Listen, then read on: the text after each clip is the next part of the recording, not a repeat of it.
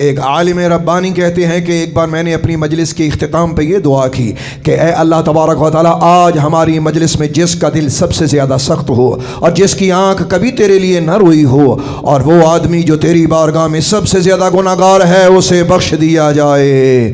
وہ کہتے ہیں جیسے ہی میں نے یہ کہا، سب لوگوں نے پکار کے آمین کہا۔ ایک شخص کھڑا ہوا، اس کی شکل و صورت ہجڑوں جیسی تھی، یعنی کہ خواجہ سرا، اور وہ مردانہ خواجہ سرا تھا۔ رو کے کہنے لگا، حضرت مجھے تو لگتا ہے کہ یہ دعا آج میرے ہی بارے میں ہوئی ہے، کیونکہ میں ہی ایسا شخص ہوں کہ جس کا دل سب سے زیادہ سخت ہے، اور میں ہی ایسا شخص ہوں جس کی آنکھ کبھی اپنے خدا کے لیے نہ روئی، اور میں ہی ایسا شخص ہوں جو عند اللہ کی بارگاہ میں سب سے زیادہ گناہگار ہوں۔ تو آپ بھی دعا کیجئے، میں آپ سب لوگوں کی موجودگی میں اپنے اللہ سے توبہ کرتا ہوں۔ وہ عالم ربانی کہتا ہے کہ وہ خواجہ سرا توبہ کر کے چلا گیا۔ رات پڑتی ہے تو میں کیا دیکھتا ہوں کہ میں ایک بہت بڑے میدان میں کھڑا ہوں، اور مجھے غیبی آواز آ رہی ہے کہ اے میرے بندے، تیرا خدا تجھ سے خوش ہوا کہ تو نے ایک گناہگار بندے اور اس کے مالک میں صلح کروا دی ہے، اور جا کے اس کو پیغام دے دے، اللہ نے اسے بھی بخشا، اللہ نے تجھے بھی بخشا، اور جتنے لوگ تمہاری مجلس میں بیٹھے ہوئے تھے اللہ نے سب کو بخش دیا ہے۔ اللہ کی شان یہ دیکھیے،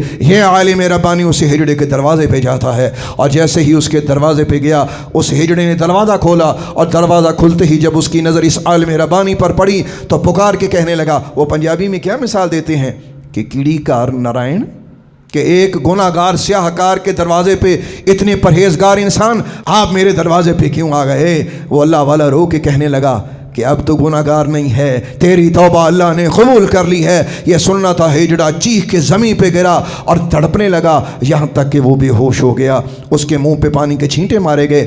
ہوش آتے ہی اس نے عالم ربانی کی صحبت اختیار کر لی اور ہمیشہ کے لیے متقی اور پرہیزگار بن گیا۔ کون کہتا ہے کہ اللہ گناہ گاروں کی نہیں سنتا؟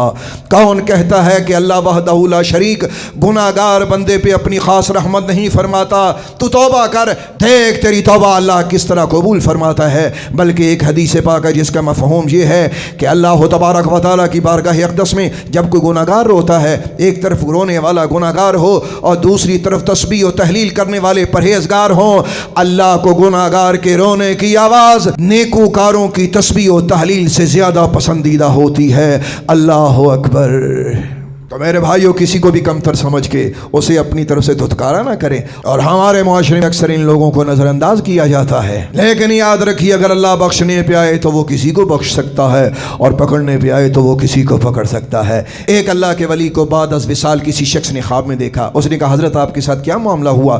رو کے کہنے لگے، میرے اللہ نے مجھے معاف کر دیا ہے، لیکن میری معافی کا قصہ کچھ یوں ہے کہ مجھے فرمایا گیا کہ تو اپنا نامہ اعمال پڑھ۔ میں نے اپنا نامہ اعمال پڑھنا شروع کیا، میں اوراق الٹتا گیا، ان اوراق میں میرے کچھ گناہ بھی تھے، تو مجھے میرے رب کے سامنے وہ گناہ پڑھتے ہوئے شرم آئی۔ میں شرمندگی سے بولا کہ اے اللہ، میں نے گناہ کیے، مجھے معاف کر دے۔ تو فرمایا گیا، جب تو نے گناہ کیے تھے اس وقت تجھے شرم نہ آئی؟ کہتے ہیں کہ میں زار و قطار رونے لگ پڑا۔ میں نے عرض کیا، میرے مالک، تیری پناہ کے سوا میرا کوئی چارہ نہیں۔ تو مجھے فرمایا گیا، او میرے بندے، جا، میں نے تجھے معاف کیا، میں نے زندگی میں تیرے گناہ لوگوں پہ عیاں نہیں ہونے دیے، آج میں پردے میں اپنی رحمت میں تجھے ڈھانپتا ہوں، کیونکہ میں ستار ہوں، کیونکہ میں غفار ہوں، کیونکہ میں غفور ہوں، کیونکہ میں رحیم ہوں، میں اپنے بندوں پہ مہربان ہوں۔